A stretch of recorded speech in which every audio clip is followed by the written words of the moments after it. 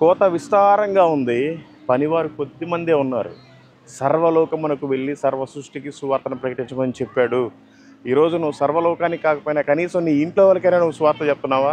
కనీసం నీ పక్క వరకైనా సువార్త చెప్తున్నావా? నువ్వు ఎలా పరలోకానికి వెళ్తావు?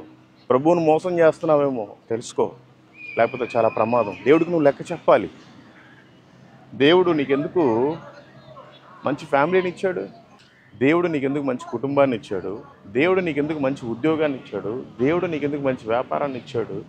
దేవుడు నీకెందుకు మంచి ఆస్తులు పాస్తులు ఇచ్చాడు? దేవుడు నీకెందుకు మంచి ఆరోగ్యాన్ని ఇచ్చాడు? ఏమి ఉన్నా లేకపోయినా నువ్వెంత పేద స్థితిలో ఉన్నా నీకు మంచి ఆరోగ్యం ఇచ్చాడు, సంతోషాన్ని సమాధానాన్ని ఇచ్చాడు. ఎందుకు ఇచ్చాడు? ఏం చేస్తున్నావు నువ్వు ప్రభు కోసం? దయచేసి ఇప్పటికైనా సువార్తను ప్రకటించండి. అనేక నశించిపోయే ప్రజల కోసం మీరంతా ప్రార్థించండి. ఓకే, ఎందుకంటే ఏం లేదు, చెప్పాలంటే చాలా ఉన్నాయి, కానీ సమయం కూడా లేదు.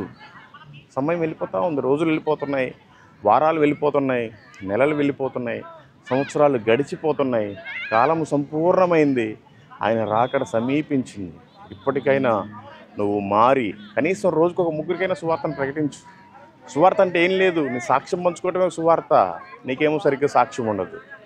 దయచేసి ఇప్పటికైనా మారండి. ఈ లోకం శాశ్వతం కాదు. మనం చనిపోయేలోపు కనీసం ఒక నలుగురికైనా సువార్తను చెప్పి అగ్నిలో నుంచి లాగినట్టుగా కొందరైనా లాగాలి.